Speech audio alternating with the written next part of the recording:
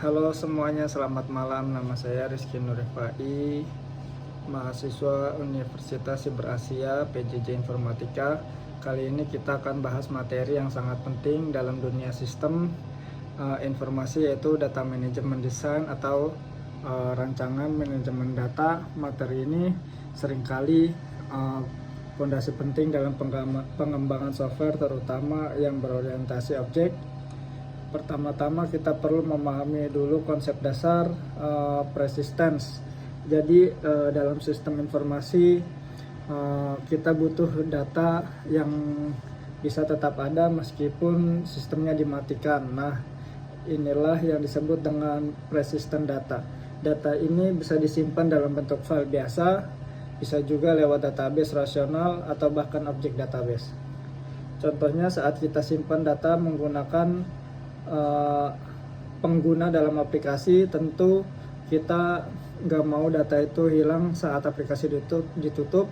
Inilah pentingnya persistent dan biasanya dimodelkan dengan UML. Jadi bukan cuma struktur data di dalam memori, tapi juga bagaimana data itu bertahan di penyimpanannya. Ada beberapa mekanisme persistence, bisa lewat file biasa di media magnetik, bisa juga lewat DBMS atau database management system.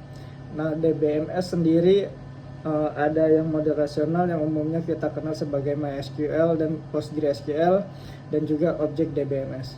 Menariknya, DBMS ini menyembunyikan kerumitan fisik dari penyimpanan data, jadi kita berinteraksi di level abstrak tanpa harus memikirkan proses penyimpanan gimana di dalam disk. Tapi ini tetap berdampak besar terhadap desain sistem secara keseluruhan. Saat kita mendesain persistence, kita perlu menjawab beberapa pertanyaan penting. Apakah sistem ini bakal pakai DBMS yang sudah ada, jenisnya rasional atau object oriented? Apakah sistem kita bersifat terdistribusi dan protokol komunikasi yang akan digunakan?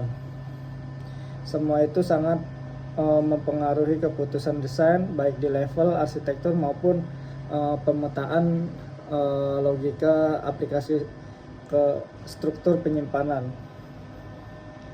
Nah, sekarang masuk ke bagian implementatif, bagaimana kita memetakan kelas tabel dalam database. Untuk kelas yang sederhana, biasanya langsung dipetakan jadi tabel dengan ID object sebagai primary key. Tapi kalau ada kelas yang punya atribut berupa objek lain, maka kita pisahkan jadi tabel berbeda, dan gunanya foreign key untuk relasi seperti satu ke banyak, banyak ke banyak, atau satu ke satu. Semuanya juga punya cara mapping masing-masing. Ini penting banget buat kita yang kerja dengan ORM atau desain skema database dari model OOP. Untuk inheritance-nya ada beberapa strategi implementasi. Biasanya superclass-nya aja yang dijadikan tabel, biasanya juga semua subclass dibuat tabel terpisah, atau kombinasi keduanya dengan set primary key. Pemilahannya tergantung kebutuhan aplikasi dan efisiensi query.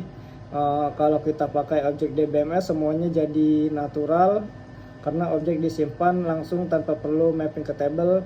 Tapi sayangnya gak semua ODBMS mengikuti standar seperti ODMG atau Object Data Management Group. Jadi kita tetap perlu hati-hati memilih teknologinya.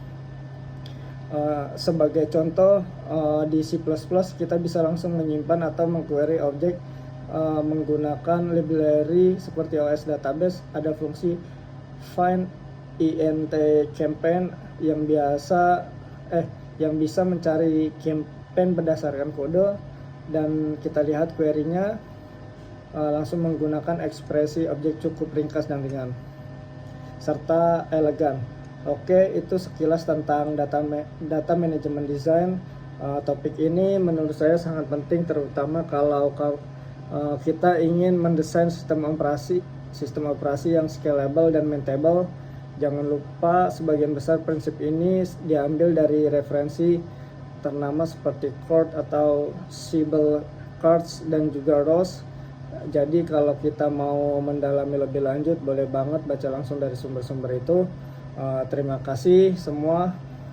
Kalau kamu merasa penjelasan ini bermanfaat, semoga bermanfaat juga. Sekian dari saya. Mohon maaf jika ada kesalahan kata. Selamat malam.